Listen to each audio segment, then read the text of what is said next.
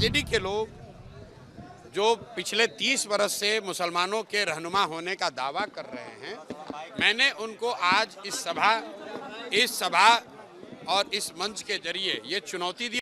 तुम पहले मुसलमानों का जिनका वोट लेते रहे हो 30 वर्ष से, उसका हक मारी बंद करो और हिम्मत हो तो उनको आबादी के हिसाब से टिकट देके दिखाओ। अगर वो स्वीकार कर लें तो बिल्कुल जो मुस्लिम उम्मीदवार को खड़ा करेंगे, हम लोग वहाँ मुस्लिम नहीं लड़ाएंगे।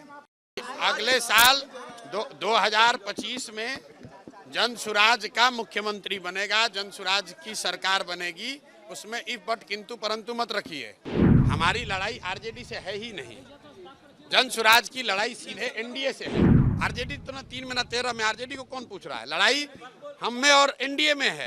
समाज के सभी वर्गों की भागीदारी उनकी जनसंख्या के हिसाब से देने की जो बात कही गई है, उसके तहत मुसलमानों की आबादी के हिसाब से कम से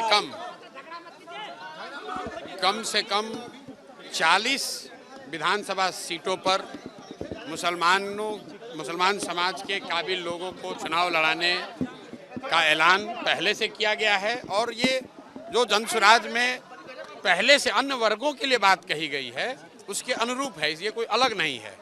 दूसरी बात जो मैंने कही आरजेडी वाली, आरजेडी के लोग जो पिछले 30 वर्ष से मुसलमानों के रहनुमा होने का दावा कर रहे हैं, मैंने उनको आज इस सभा और इस मंच के जरिए ये चुनौती दी और आपके जरिए भी कह रहा हूँ। अगर वो ये कह रहे हैं कि भाई जन सुराज के लोग आएंगे, वो मुसलमान अगर उनको वोट देगा तो वोट बटेगा, तो मैं उनको कह रहा हूँ कि जहाँ पर भी मुस्लिम उम्मीदवार आपके जीते हुए हैं, आप खड़ा करो मुस्लिम उम्मीदवार। हम वहाँ मुस्लिम नहीं लड़ाएंगे, हम वहाँ हिंदू लड़ा लेंगे, कोई बात नहीं है। तुम पहले मुसलमानों का जिनका वोट लेते रहे हो 30 वर्ष से, उसका हक मारी बंद करो और हिम्मत हो तो उनको आबादी के हिसाब से टिकट देके दिखाओ। वोट तो तुमने लिया है, ये हमने उनको चुनौती दी है। अगर वो स्वीकार कर लें तो बिल्कुल जो मुस्लिम उम्मीदवार को खड़ा करेंगे, हम लोग वहाँ मुस्लिम नहीं लड़ाएंगे। अरे भैया, दल बना नहीं और आप सीएम कौन होगा?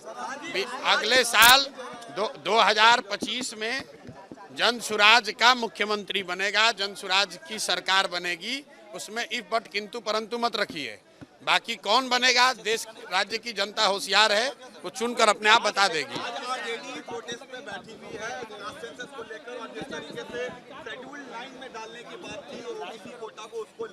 भाई, आरजेडी को जो करना है करे, हमारी लड़ाई आरजेडी से है ही नहीं, जन सुराज की लड़ाई सीधे एनडीए से है।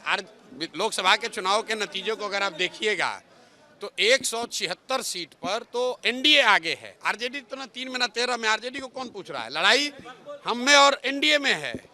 आरजेडी चाहे धरने पर बैठे या चाहे जाकर अनशन पर बैठ जाए। न्यूज नेशन अब व्हाट्सएप पर खबरों के ताजा अपडेट के लिए न्यूज नेशन के इस क्यूआर कोड को स्कैन करें।